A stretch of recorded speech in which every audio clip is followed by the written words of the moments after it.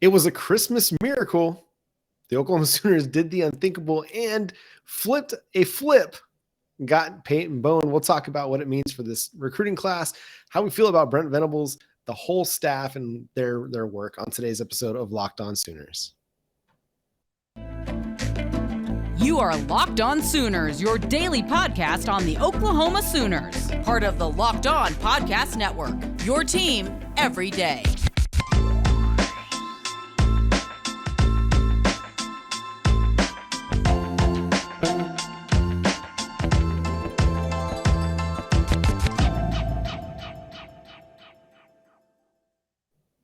What's up, Sooner Nation? Welcome to Locked On Sooners, and thank you for making Locked On Sooners your first listen every single day. Today's episode is brought to you by BetOnline. BetOnline has you covered this season with more props, odds, and lines than ever before. BetOnline is where the game starts. And Josh. Make sure you follow Josh on Twitter at JoshHunter. I'm so just flabbergasted right now at what happened on the second day of early signing period. I just completely forgot my open, but we're going to roll with it because that's just the way things went down today. Follow Josh on Twitter at JoshOnRef. Listen to him Monday through Friday, 9 to noon. Follow me on Twitter at John9Williams. Also follow the show on Twitter at Locked On Sooners.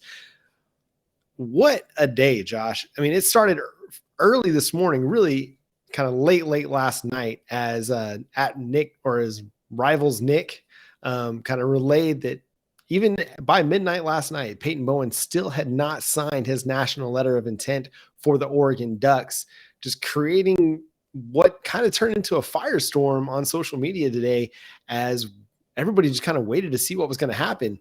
And as the morning kind of progressed, it looked more and more likely and ultimately ending up with Peyton Bowen, the five-star safety, signing with the Oklahoma Sooners. I mean, come on.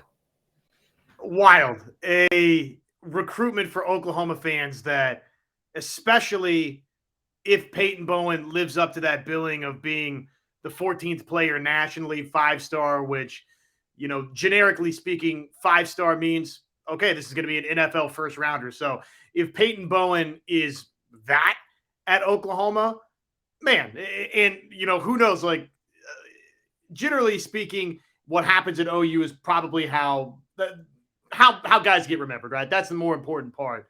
But doesn't hurt. Like if Peyton Bowen is awesome at Oklahoma, they win a national championship. And oh, by the way, he goes into the NFL, and for years and years and years, he's one of the great defensive backs in the league, right? Who knows what his story is going to ultimately look like. It just felt good, though, didn't it? To see Oklahoma win a recruiting war like this. I mean, it feels like, I mean, how many of these types of situations, whether it's signing day or not too many months back with David Hicks, to where, oh, you're told, you're led to believe Oklahoma's in the mix. Oklahoma's going to win this recruitment.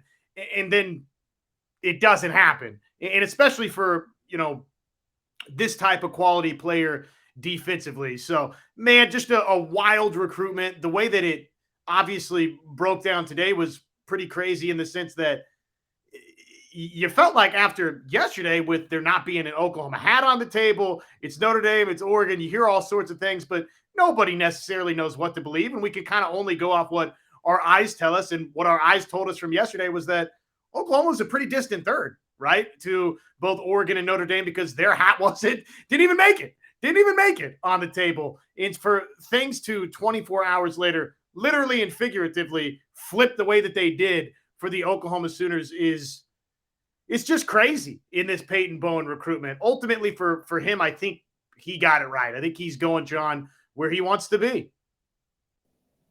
And that's really kind of what matters most. And yes, it benefits Oklahoma this time. And that's really what you want for all these kids, is you want them to go where they want to go.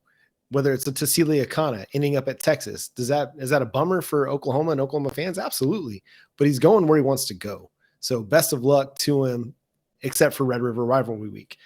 But then, yeah, for this Peyton Bowen situation, man, and we kind of briefly mentioned it on last night's show, where we kind of just talked about the idea, like kind of, I don't know, laughed off the idea, like, oh yeah, he hadn't signed his national letter of intent yet. But that obviously doesn't mean anything in a positive way for the Oklahoma Sooners. Who knows what it means? It could have mean like the fax machine's down or the emails are bouncing because Oregon's IT system just doesn't allow outside emails very easily.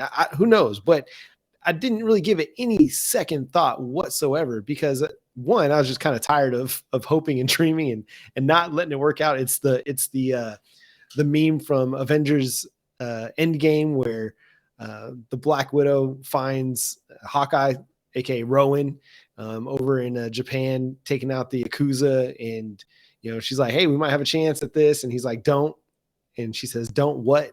And he says, "Don't give me hope." That's kind of where I was at on all this. Like every time I saw a mention that he hadn't signed his NLI, I'm like, nope, not going to do it. Not going to buy into it. And then again, as the morning progressed and I'm at work, just kind of following things along. Thankfully it was a slow day at work. Seeing what was going on. And I'm like, no, like this is getting more and more heat. This is getting more and more steam. And then you start seeing, a Rivals future cast coming out. And then our guy Parker Thune, flipped the crystal ball thing again back to Oklahoma. And you're like, okay. This is, again, it was all the writing on the wall that we had come to believe up to the early signing period, day one, that Peyton Bowen was going to be an Oklahoma Sooner. Like it's all this, like everything, all the tea leaves, everybody who's in the know was predicting that to begin with, and it ultimately came back to that. So just an incredibly wild day, and you could tell how much this meant to the Oklahoma coaching staff, to Jackson Arnold, even you get like Lee Davis, the on-campus director of recruiting, posting the Grinch GIF, like how excited she was that they pulled this off. The Crimson and Cream Collective, like, kind of wiping their hands, like, look, all done, mission accomplished sort of a thing. Like everybody on campus, the coaching staff, the on-campus director of recruiting, the collective had a hand in this. And to be able to say, like, and again, we talked about this on our show last night, like the NIL thing not really stepping up. Well, they stepped up in a big way, it seems like, or there was just enough of a conversation that happened in the 24 hours since his decision. That'll be the decision that it just swayed him back. And so, man, it'll be interesting if we can ever hear the full story on this one day.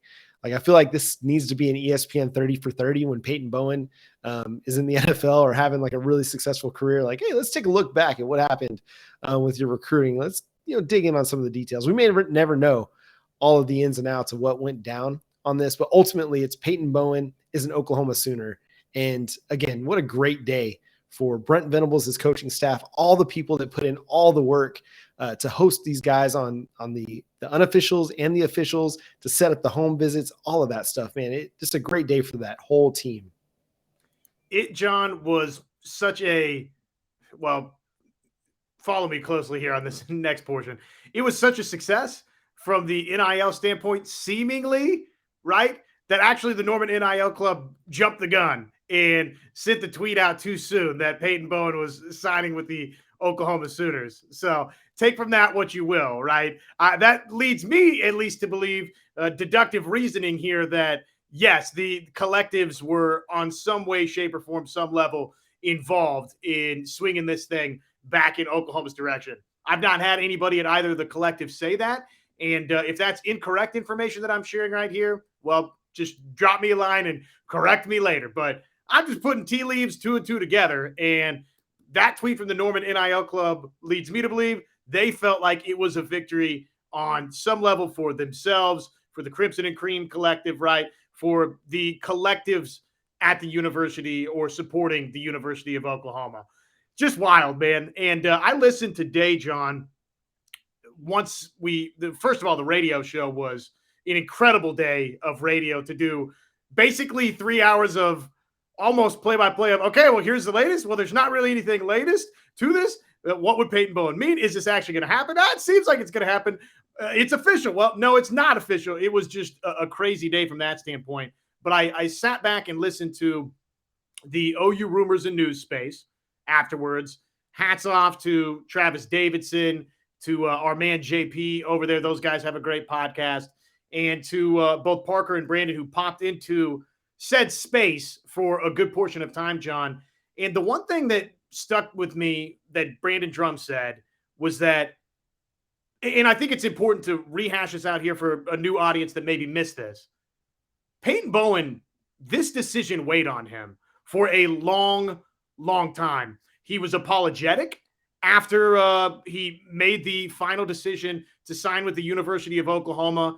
And I take him at his word that he, on some level, John, felt bad about the whole grab the Notre Dame hat. No, I'm going to Oregon. And oh, by the way, all along there was, and we said this on yesterday's show, that it was so weird, that quote that he gave Hayes Fawcett afterwards, that, my mind wasn't made up until I sat right down. He truly was undecided, John, and that played out with the way that obviously this wound up in Oklahoma's favor today. But I do think it's important to just keep in mind Peyton Bowen was apologetic for the way that yesterday played out. And ultimately, we can dive into just what it means for OU, but I think that's important to just understand that it did weigh on Peyton Bowen trying to make this decision and balancing what does maybe my mom or my dad or everybody at Oregon or Notre Dame or Oklahoma. I mean, that's a lot for an 18-year-old kid, and I think sometimes we lose track or lose sight of that.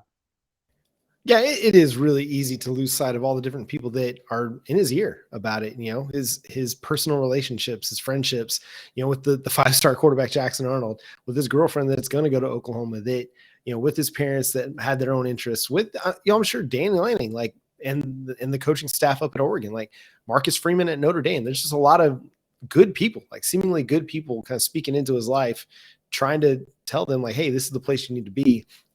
Brent Venables and his staff, just a lot of different moving parts, a lot of people influencing you and really trying to speak into your life. It's hard to know when you could go to 3, really good situations and not really have a bad choice. I can understand how it could be a really difficult decision to make, and how you might, not be able to make that decision, and then how you might second guess that decision afterwards. So, hopefully this means that it's, Oklahoma for the next 3-4 years before he heads on to the NFL. But we'll talk about what it means for Oklahoma just in the short term, what it means for just recruiting at Oklahoma as a whole, and then maybe even how Peyton Bowen fits. But first, it's the holiday season. Everybody wants to, get out, have fun, go and do their thing. But sometimes you can be, well-intentioned, but maybe doing the wrong thing. Did you know that driving under the influence of marijuana is illegal? That's right. Driving high could get you a DUI. And if you're wondering if law enforcement can tell when you're driving high, well, everyone else in your life can. Your friends can, your coworkers can tell, even your parents can tell. So what makes you think law enforcement can't tell? Well, they can. If you feel different, you drive different. You drive high, you get a DUI, paid for by the NHTSA. And again, thanks for making Locked On Sooners your first listen every single day. We're free and available on all podcast platforms and on YouTube. Go over there, hit the subscribe button, smash that notification bell to let you know when new episodes drop. Again, follow the show on Twitter at Locked On Sooners, and go check out the Locked On Sports Today podcast as well with Peter Bukowski, giving you the latest in sports in under 20 minutes. Again, the Locked On Sports Today podcast. All right, Josh, the Oklahoma Sooners broke a drought of defensive 5-star signees, obviously with Adepoju Adebare, but then they also add Peyton Bowen, multiple 5-star defensive prospects in Brent Venables' kind of first full year on the recruiting trail. I think that speaks volumes, not only to what Brent Venables is selling and what he's pitching to these kids, but what the staff as a whole is doing. Because you're not just adding blue chip prospects at one position. Look at like Texas A&M, right? Where they were just loading up on defensive linemen, Texas, and offensive linemen. You added a 5-star edge guy in Adepoju Adebare. You added a 5-star safety in Peyton Bowen. You got a 5-star quarterback in Jackson Arnold. I think it speaks volumes to what this staff can accomplish on the recruiting trail. Now we still have to see it transform and perform on the field. We have to see this staff grow from this 6-6 season, but to be able to put this class together after a 6-6 season, not have any of your commits aside from your guys that flipped, like Colton Vasek Anthony Evans, Ashton Kozart, not have anybody else flip in your recruiting class. That's huge, man. I don't know if we're talking enough about that, and maybe we didn't touch on it enough yesterday, but the guys that they had, the 24 guys that they signed on the first day of the signing period, I think spoke volumes to Brent Venables' success as a recruiter and his coaching staff and their ability to develop relationships and to just flat out recruit. Look at who Oklahoma beat out for Peyton Bowen, just specifically, right? Notre Dame and Oregon. Okay. So is that Georgia, Alabama? But we talked about this yesterday. No, it's not quite that, right? But for all intents and purposes, probably, John, most years, more years than not, we can kind of almost whittle the pool down of who's going to win a national championship in college football to about 15, 20 teams, right? Kind of year after year after year that have a reasonable shot from just like let's make the odds perspective, right? And Oregon and Notre Dame are both two of those schools. So to win a recruiting war like that for that type of player against Oregon and Notre Dame, I don't think it's any small feat, man. It's look, it's not, like I said, Alabama, Georgia, but to me, that's notable. And that's something that, depending on how Peyton Bowen's career plays out at Oklahoma, we're going to look back on that. I mean, it's a massive, this is a groundbreaking recruiting win for the Sooners. And the way that it played out, man, is just incredible, right? Only as to the storybook nature of it, depending upon how Bowen's career plays out. PJ Adebawore, you look at some of the names that you beat out there, just locally, programs that have been on the come up. Arkansas took a little bit of a step back this year, but Arkansas felt like they were kind of on the come up before this season, right? That's a regional team that you beat out there. Obviously, you beat out Missouri. Florida State, Georgia's on the offer sheet. LSU, Miami, Michigan. I mean, there's some really good USC, Tennessee, Oregon again. I mean, there's some great programs that you beat out for somebody like a PJ Adebawore. So for both of these two 5-stars, John, just the teams that Oklahoma won out against, it's a who's who. It's what you would expect for any blue chip player, really, 4 or 5-star player. But man, it's not insignificant. And we've been pining for Oklahoma to be able to win these types of recruiting battles. Well, okay, if we've been pining for it, if we've been complaining, grinching, moaning, upset about it, they got it done, man. And this staff can close. Yeah, absolutely. This is Kobe Bryant, in the final 2 minutes, taking over a game and kind of willing his team to victory. I feel like that's what happened today. Is Brent Venables, his staff, just said, no, we're going to take this thing over.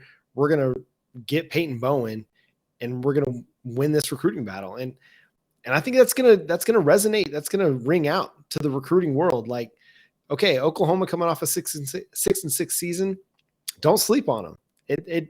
They're going to recruit, and they're going to be able to recruit really, really well.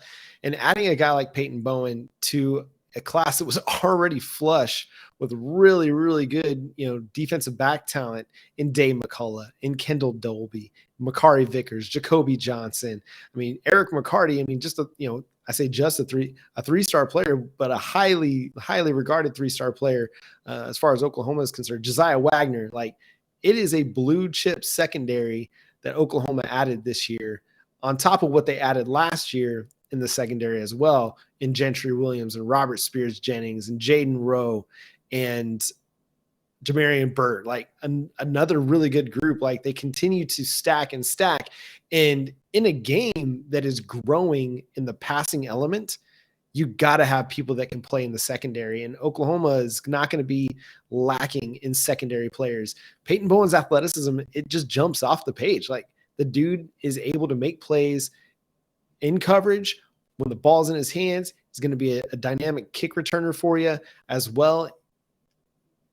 And being able to add multiple 5-star defensive players will help you add multiple 5-star defensive players in the future. It's why Alabama and Georgia can continue to recruit so well. Yes, the winning matters, but also showing like that you can recruit at a high level every single year, that you're a destination for the top players every single year. That matters. You had the number 8 recruiting class in the 2022 cycle. Right now, you're number 5 in the 2023 cycle. That matters.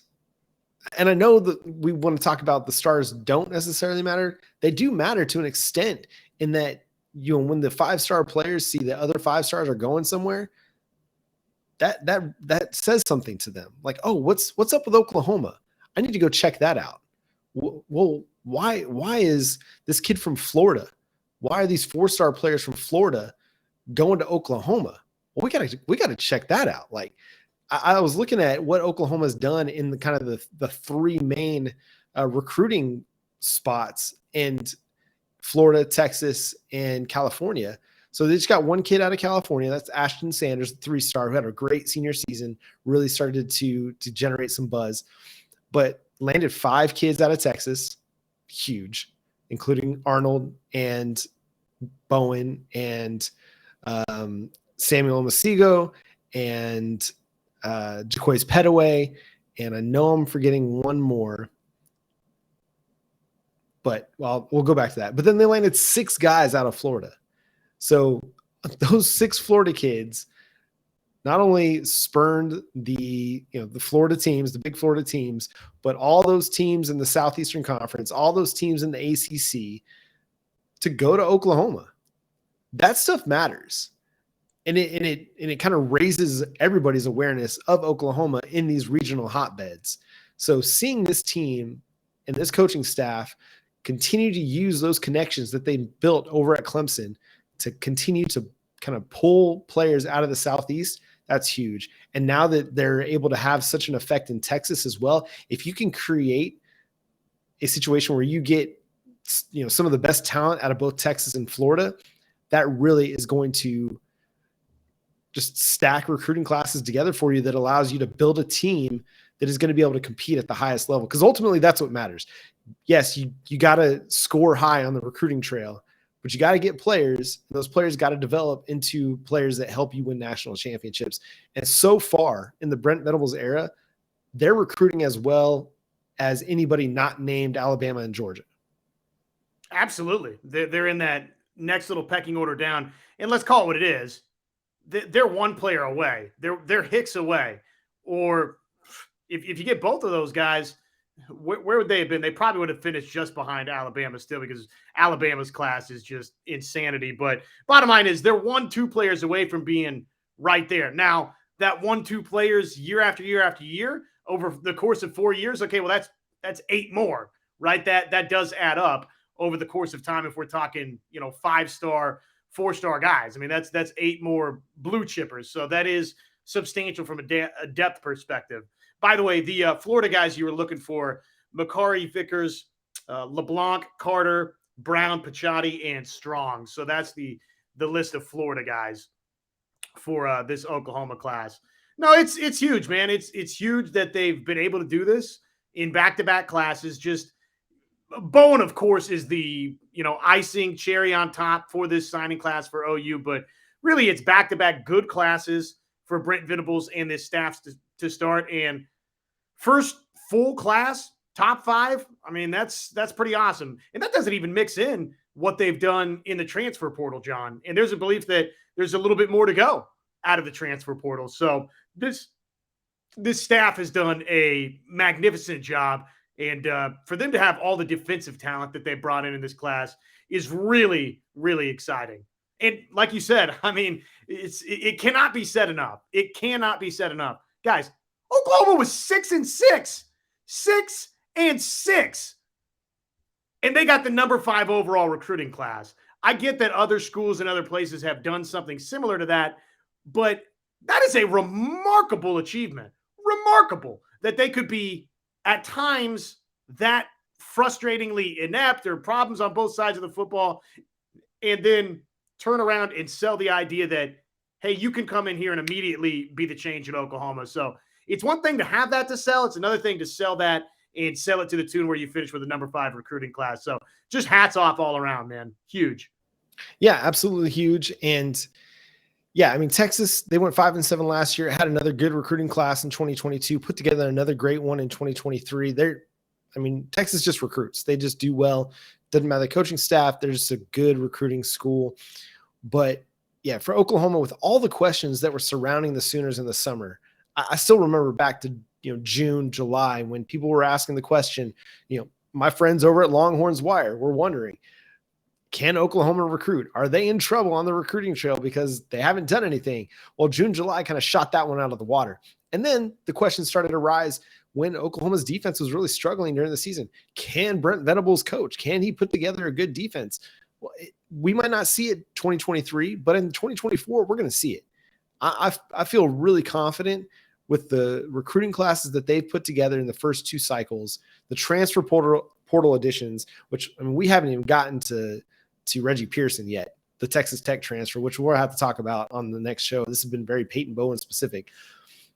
But everything that they've done over the last calendar year on the recruiting trail continues to give me confidence that this team will put together a good squad that's going to be able to compete for conference titles, put them in position to compete for a national title.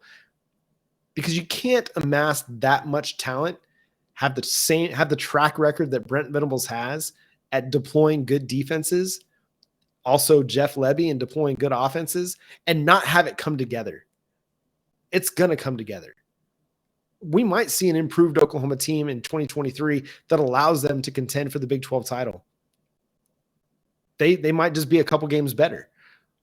But I think by 2024, 2025, all this talent that they're infusing into the program is really going to start to take a head and be the talent that brings Oklahoma to that national title contender status legitimately, not just, hey, our great offense is going to have us in the conversation, but on both sides of the football, they're going to be in the conversation because what was it? 6 of their top 10, prospects in this signing class are defensive players, and 10 of their 16 blue chip players are on the defensive side of the football. And as much as I love offense, and you got to be able to score to win, if you can't stop anybody, you can't win either. And that's what we saw at times this year, is that Oklahoma was good enough offensively, at not consistent enough sometimes, but they were good enough offensively to win several more games.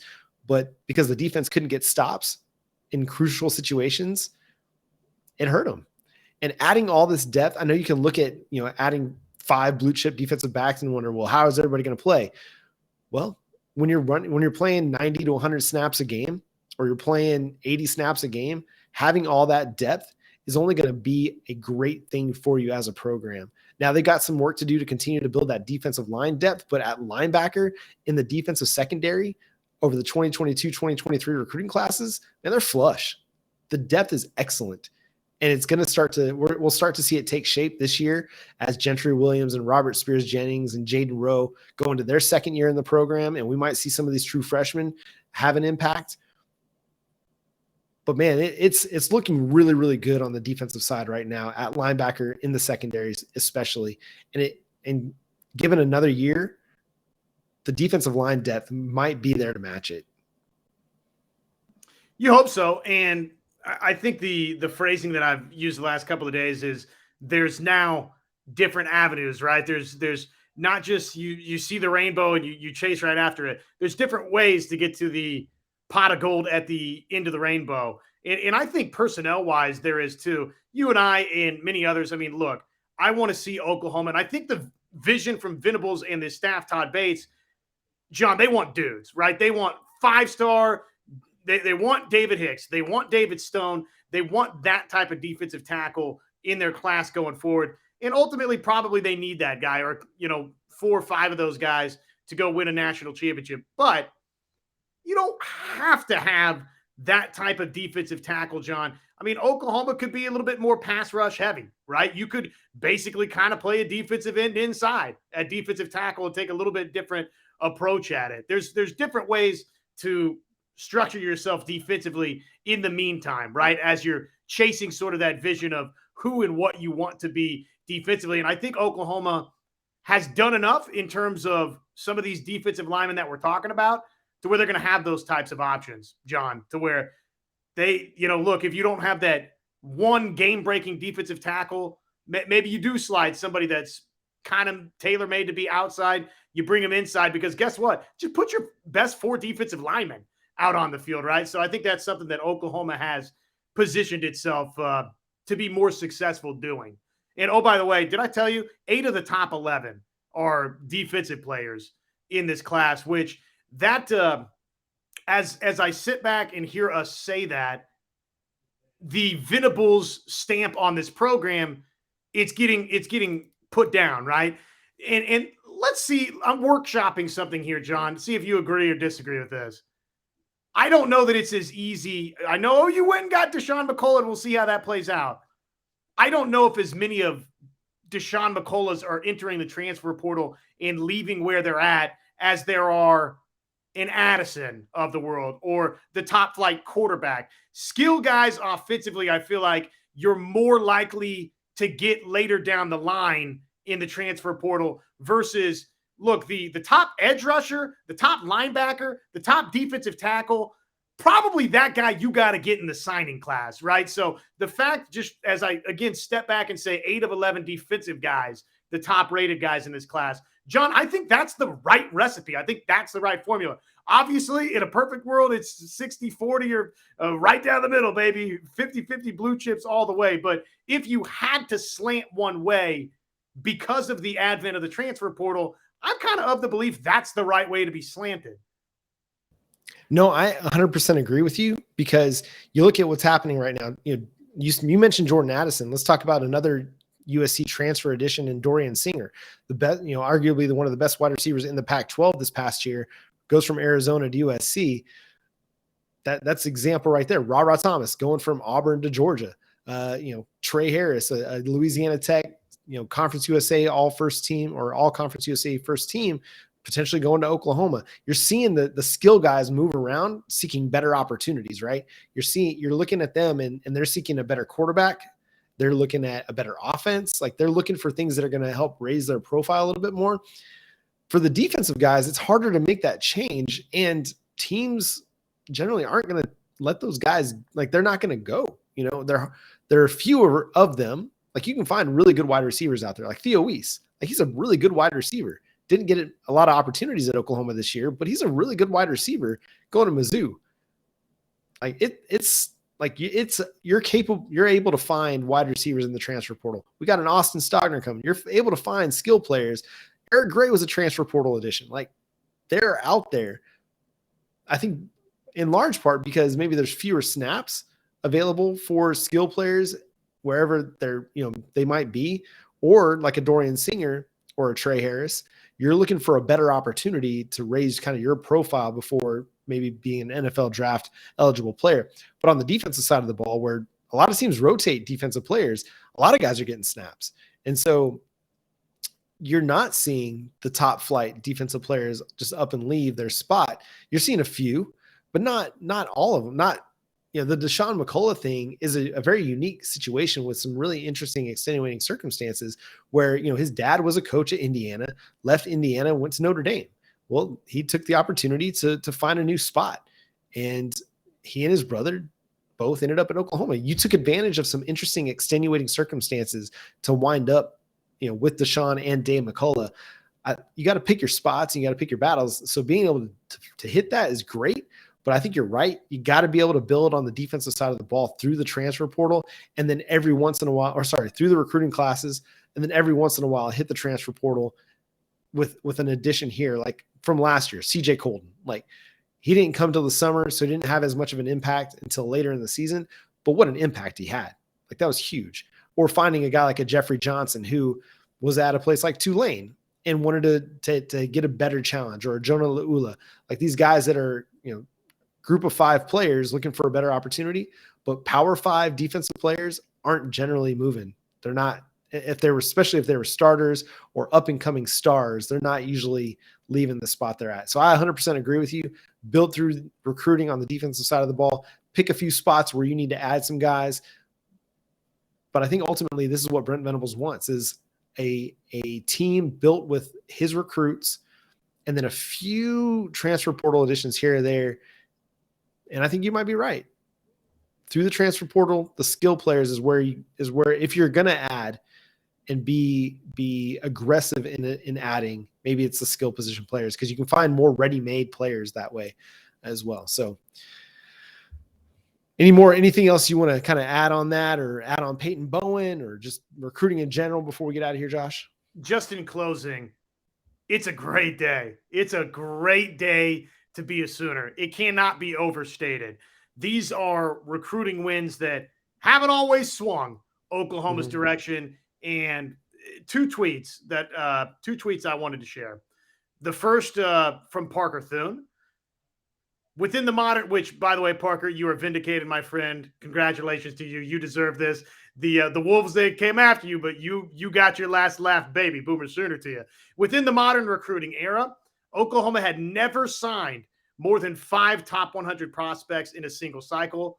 They've got 5 top 100 signees in their 2023 class on the defensive side alone. And Peyton Bowen is the highest ranked defensive back signee in school history. And then one more here. And this is from Josh Calloway, his tweet. With the signing of Peyton Bowen, Oklahoma's 2023 recruiting class moves to the number 5 spot, as we've told you. In the composite metric, the Sooners never had a top 5 class under Lincoln Riley. He said it couldn't be done. You're wrong again. Shrug emoji. No, so yeah, I did the math earlier. From 2017 to 2021, 2018 through 2021, the most blue chip, or they averaged 14 blue chip prospects over those 4 seasons. In Brent Venables' first 2 seasons, he's averaging 16 and a half blue chip prospects. I think that tells you everything you need to know about what's capable at the University of Oklahoma and what's capable with Brent Venables. And shout out to Jay Valai, shout out to Miguel Chavis, Ted Roof, Brandon Hall, all those guys, Bill Beadenbow, DeMarco Murray, LD Washington. Thank you, Josh, Jeff Levy, all you guys. Like, shout out to this whole coaching staff, because you've really put in great work over the last year, just finalizing this class. Like, yes, it's a full year in the recruiting cycle, but recruiting for, different cycles, it starts much earlier than a year out. They've been in on 25 guys and 26 guys already. The 2024 class is going to start taking a priority, but usually you get several years to start building your board and building, your recruiting class. And they created a number 8 recruiting class in 2 months, back at the end of, when Brent Venables first got here. And then in a year, they got a number 5 recruiting class. So there's no telling how high they can climb to get to, could they get top 3 in 2024? We'll find out, but all signs point to why not? Like, there's nothing that this coaching staff can do. Don't doubt this coaching staff. Don't doubt Brent Venables, because it seems like at every turn, he continues to prove like, hey, we got this. We got this. So if you're expecting this team not to improve on the field, Brent Venables is going to prove you wrong. And that's going to do it. Go ahead, Josh. Sorry, almost about to do it. Brandon Hall, the primary recruiter on Peyton Bowen, by the way, Jay Valai, the secondary recruiter. So just those 2 individually. I know that obviously Venables was heavily involved trying to close this thing late, but those 2 guys, those 2 assistants deserve a big round of applause and big time kudos. Yep. And congratulations to all the Oklahoma Sooner fans. It's been a really, really fun day, or a couple of days. We got one more day of the early signing period. Who knows what could happen? I'm not saying that David Hicks is going to sign, but I wouldn't count them completely out on anything at this point. And then we got another month and a half until the National Signing Day. There's going to be more transfer portal additions coming. Again, we didn't even touch on Reggie Pearson Jr. out of Texas Tech. We'll talk about him on the next show here on Locked On Sooners, and so much more on the recruiting trail. But thank you so much for tuning in and being part of the show. Make sure you subscribe to the show wherever you get your podcast, and over on YouTube, hit the subscribe button, smash that notification bell, hit the like button. Also go drop a 5-star review for us over on Apple, Google, Spotify, wherever you get your podcast, just to help more people find out about the show. Thank you so much for being a part of the show. It's been a great year. We've loved talking Oklahoma Sooners athletics with you, including recruiting, even though it's been such a wild ride, and we'll continue to do more of that as we finish out the 2023 cycle and then start beginning for, getting prepared for the 2024 cycle. On the 2024 note, we're going to have Michael Hawkins on the show sometime after Christmas. He's excited to come on after we had our segment with Kyle Yeomans of DallasCowboys.com, who also does high school play-by-play as well. So we're going to have Michael Hawkins on the show sometime after Christmas. We're excited about that to get you ready for 2024. And he's going to commit on January 31st. It might be Oklahoma. It could be Arkansas, but we're just excited for the dude anyway. Oklahoma legacy. So wherever he ends up, it's going to be great for him, and he's going to be a great player. But excited to be able to bring him on the show. We'll let you know when that happens so that you are better prepared for when that happens. But until next time, he's Josh Helmer. I'm John Williams. We'll catch you then. Boomer Sooner.